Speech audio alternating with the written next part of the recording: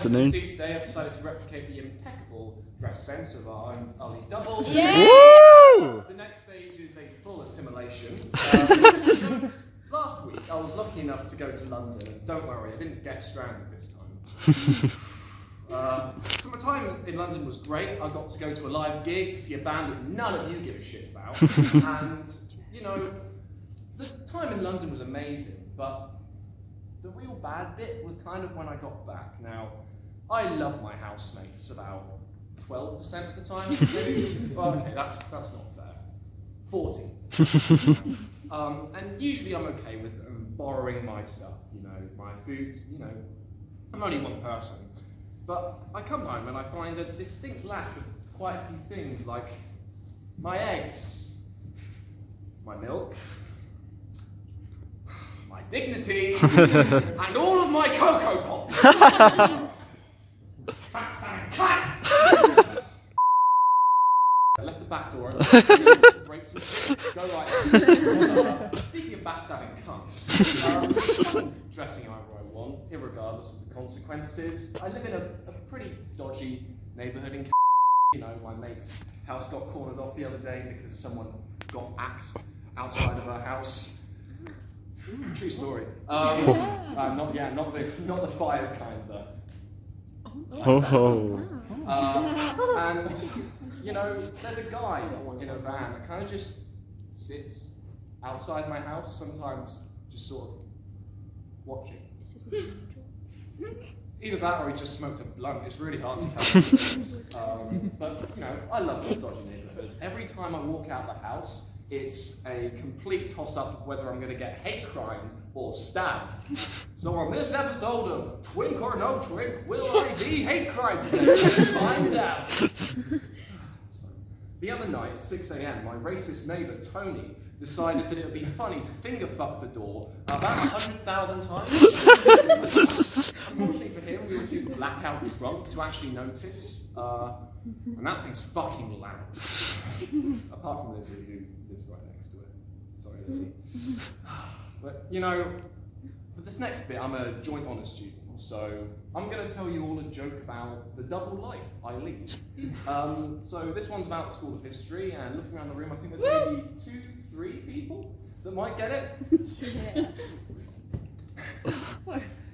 So, basically on this history course, I've met quite a few interesting men. And for the purposes of this sketch, men is a derogatory term. So I decided it might be useful for, you know, a couple tips for if you ever were in the unfortunate situation of dating one of these men. Anyway, let's get into character. Oh, I'm scared. So scared. Hi, so what do you study? Hey. I study history.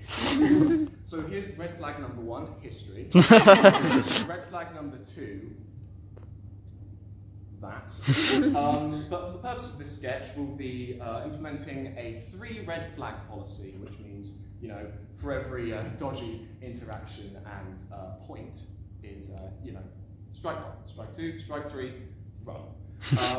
So under most circumstances, after strike 1, run away, never look back. But I thought, you know, it'd be a good idea to kind of just give you a good idea of some of the shit these guys pull. So, back into character. Okay, so what's your favourite part of history to study?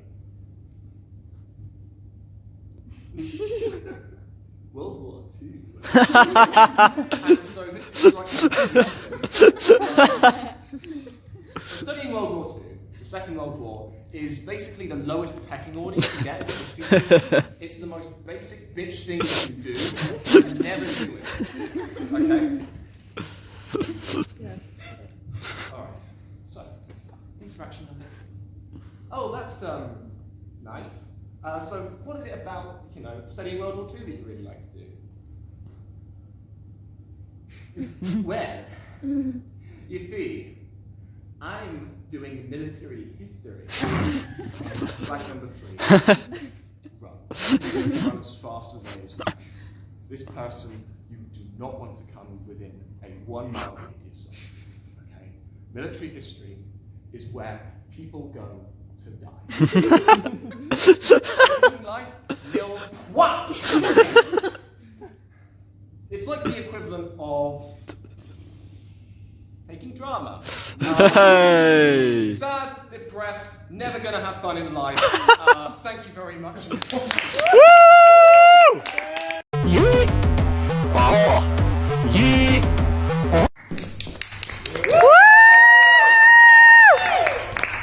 Hey there guys, it's me again, Kermit the Frog. I've been dragged back from hell to entertain you all this evening.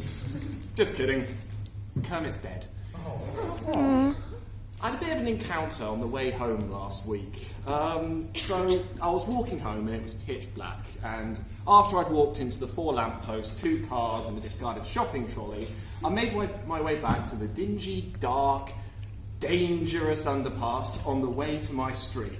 Now, the underpass is basically like that shit old town Ashford that had an extramarital affair with the British Tunnelling Society and just dumped the baby in Canada. It's really dark down there. And it's important to remember at this point, I was dressed like a Christmas tree pretty much. My red scarf made up the tinsel, my ostentatious coat the tree, and then the baubles that I hangle and dangle down from my skin tags made excellent decor, I might add. Now, I'm out here, panic walking home, which, for people that don't suffer from chronic anxiety, is basically just power walking, but with a little bit more spice. So, panic walking home when a fairly skittish man with a walking stick begins to approach me. And my first action as a mentally nervous wreck is to go, because someone's a little bit mentally ill. I get scared by, anyone that decides to stare at me for more than 2 seconds, worried that I might have to forcibly remove the contents of my wallet again. Will I get hate crimed or will I get mugged? And usually I remember after a little bit, oh wait, no, they don't want to mug me, they're just being a bit homophobic. And luckily for my insane paranoia of strangers, that wasn't the case this time. Or was it? So he approaches me and quite frantically asks me, "Excuse me, have you got any money? I'm really desperate." Thank God he's only homeless. First thing I think is, mate, do I actually look like I have any cash on me? Don't answer that one. So, like any self-respecting citizen, I go to give him the scraps from my wallet. I mean, you don't just say, "Sorry, I haven't got any change," when you don't, do you? I'm guessing not. So I go through for my wallet, and I can't find any change. It's a little bit empty. And so I say, genuinely and sincerely this time, "Sorry, I literally don't have any change. I don't usually carry money around with me." And he says, "Can you check again?" At this point, I'm just like, "It's empty.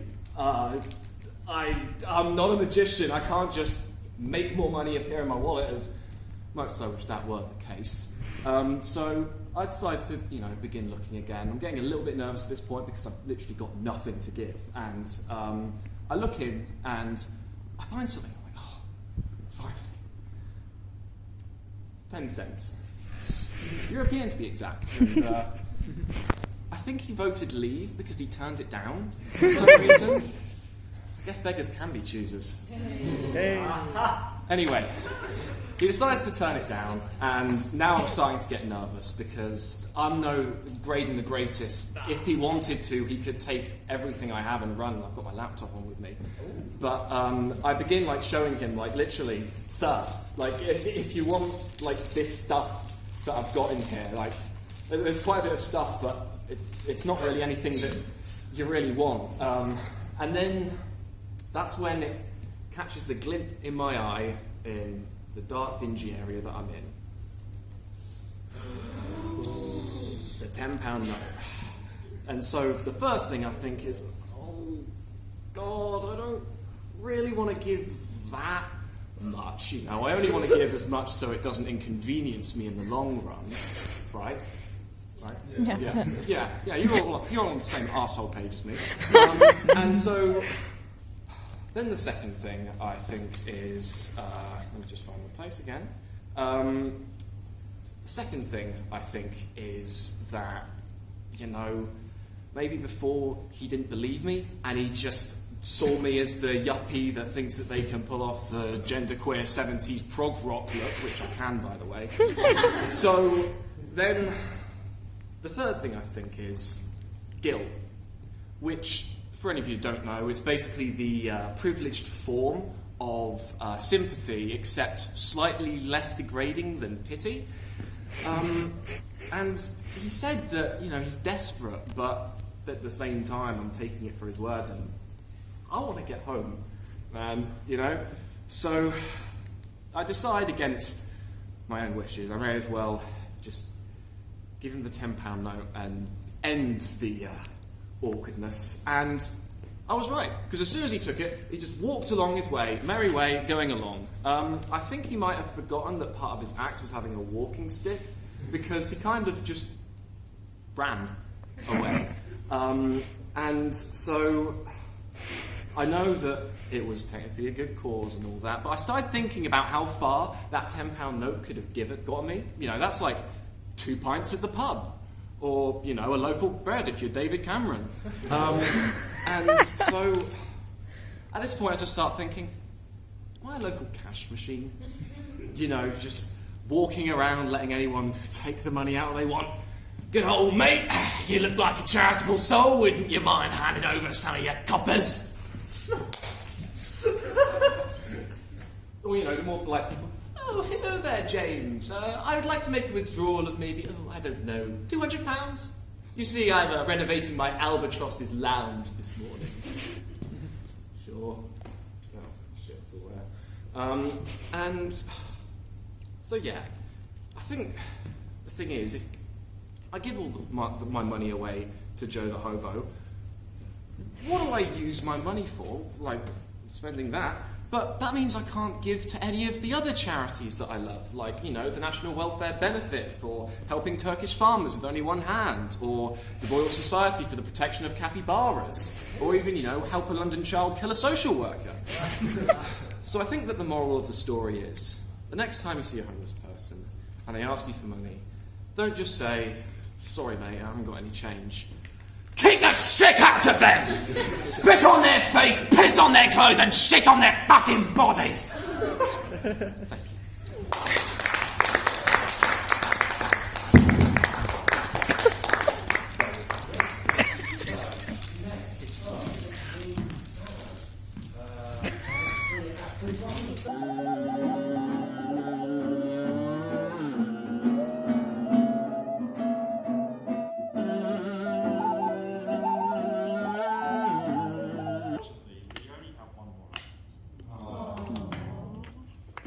Unfortunately, we only have one more act. You won't be doing it a little bit time. But luckily for us, they're very big. Oh, dude. Oh, no. In personality. They're made up of some of the members of a group known as the Full English Breakfast. But they're not the Full English Breakfast today, because they've got some new wonderful members. Instead, they are the Bombless Brunch. So please, welcome to the stage, the Bombless Brunch!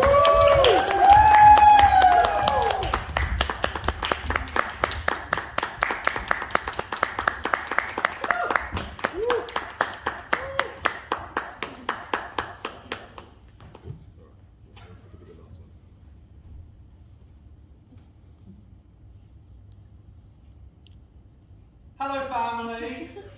Hi, Hobby Wobby. Nice to see you, my little acorn. How's it going, Grandma? Great. How's it going, granddaughter? You're really old. As you can see here, this nuclear family.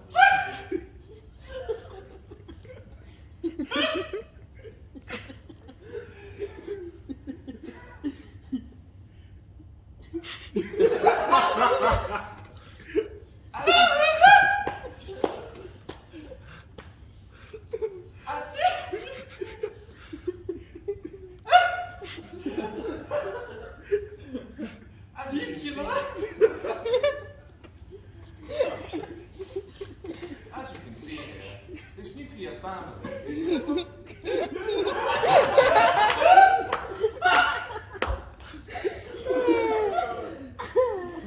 as you can see here, this family is unaware of its imminent total atomic annihilation. Darling, could you pass us out before this imminent total nuclear annihilation? Of course, my darling, before this total imminent. When you hear the sirens, it is important to not panic. Yeah. Oh, I love this one.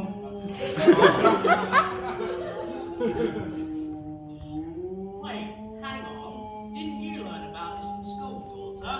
Oh yeah. I heard it was like a special firework. Special Oh, firework. wow. Yeah, let's go. Oh, maybe it was a bomb.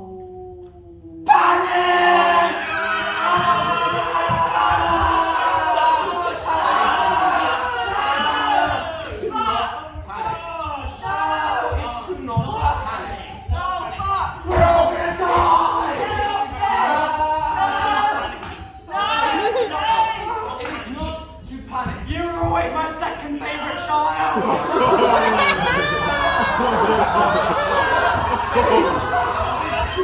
Panic! Sorry, calm down, darling. There's more vegetables. Come back to the table. The second stage is to ensure that everybody is ready for the atomic blast.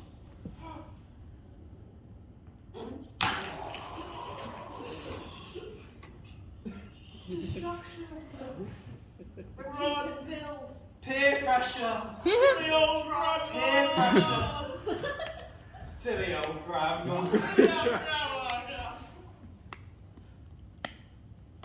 The next stage is to ensure that everybody has survived the blast, should you all survive. Oh, how are we doing? Oh yes. 10 out of 10. Killing it. I love boiled potatoes. The next stage is to throw out any potentially contaminated food that you may have. Oh, get rid of this shit! Oh. There we go, that's Wonderful. The next stage is to ensure that you are provisionally provisioned with food. Ah, fuck! Threw it all out, didn't we? The power of mind. If you do not have any food, then it is important to ensure that you have some canned food provisioned for at least Ah, 6 canned months. food. Why don't we feed Well, we the went crowd? shopping the other way, didn't we? We did. Little snowflake. We did, my sexy smexy. Got, You did little beans with so beans with the sausages in. Grandma's favourite. Aren't they, So, and yeah, I think you had some of them for breakfast this morning. Yeah. How many did you eat? 9. Oh, silly old grandma. They come in a 9-pack, don't they? So we're out of them. But it's alright, we've got the beans without the sausages in. Otherwise, Or is that the beans without the sausages in?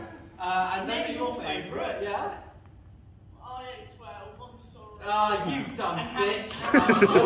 many cans of the beans with the little sausages and the beans without the little sausages? Well, we're out of them. We're out of both of You them. brought- But we got one more type of beans. Don't worry, Mr. Announcer. we got the mixed beans, The mixed which beans are our Our favourite. favourite beans.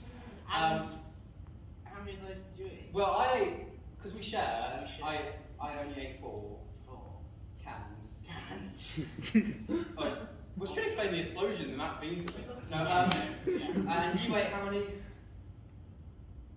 4. Well, we're out of beans then. We're out of beans. It is important, should you be out of canned goods, to purchase them at your nearest Tesco. Grandma. Right, I'm you've off. got grandma, you stop doing that. Off you I'm off. off you All right, go, then. grandma. Remember, do not go outside as the ionizing radiation will kill you. Oh, silly silly old grandma. old. Should we get them involved? Yeah, I think we should. Should a member of your family die, Oh. cover the body. Right. Well, we can't go outside. Can we go outside We yet? can't go outside. Ah, flip. So we need something to get to the old grandma with. Well, You have an idea, no? Wait, do you have an idea? Check the fishing cupboard. The fishing cupboard? Fishing cupboard. What a ludicrous Oh, look, idea. the rod. Oh yeah, daughter, who we established was the master of fishing. Yeah. What cat? Well, Yeah. that's a big one. It's Big one. almost a meter. Once the corpse has been successfully extracted, it is important to wrap it in tin foil, wrapping paper, and any cling film that you have in the house. You must then, with a postcode, write on the body and give it the sufficient stamps. Wrapping paper. Get the Donald Duck, it was her favourite. Grandma, do you right if I flip you over? Power of mind, baby. Yeah, so you go get the wrapping You paper. want me to get the wrapping paper? Have you found the wrapping paper? Jingle balls, really got Christmas. It's important to keep these imperative Christmas, moments family, more. Christmas. I always hated you. You were my second favourite grandma. Here's the wrapping paper. My sweet munchkins. Oh, thank you, you little sunshine of my day. Could you wrap up grandma for me? Yes, Dad. Once the wrapping has been successfully done, you must remember to post enough stamps to make it to the post office. The post cupboard. The post cupboard, of course. There we go. The stamps. There we go. Oh, this isn't enough stamps. If the delivery man does not arrive within the next 3 to 5 working days, you must post it to the post office personally yourself. Well, I guess we'll have to wait 3 to 5 working days. It's now been 3 to 5 working days. Not quite yet, mate. Oh, no.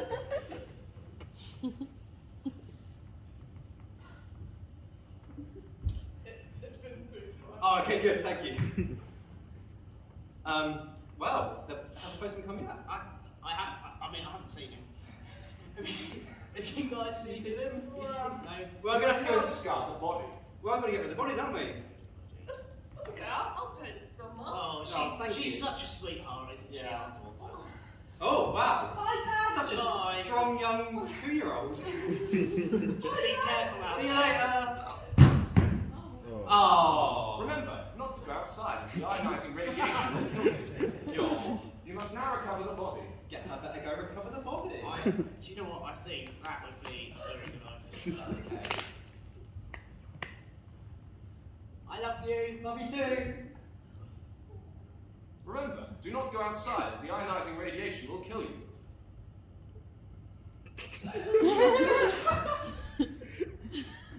Remember, do not go outside as the ionizing radiation will kill you.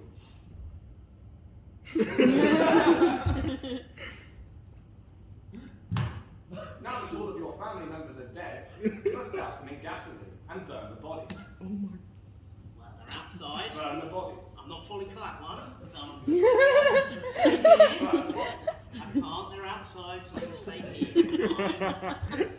Fine. Remember, in the case of a red menace incursion by the foreign Ruskies, it is important that you keep a revolver in your cupboard.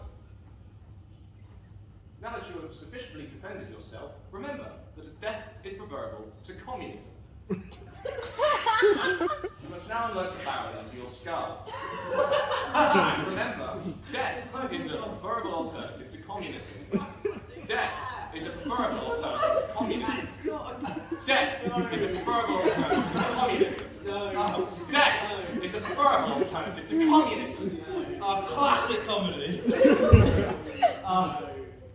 You wouldn't catch Mike McIntyre doing this. Death is a preferable alternative to communism.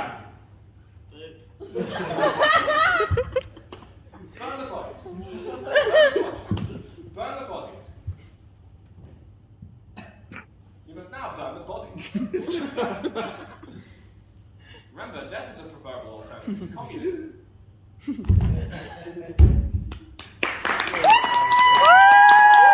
That deserves a standing ovation.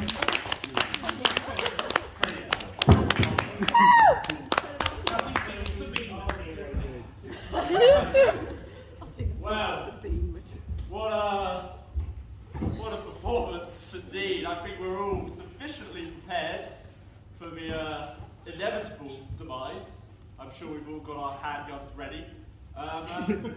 Unfortunately, that's the end of the show. I hope you enjoyed all of our wonderful acts and look forward to what's to come next. Thank you very much, everyone.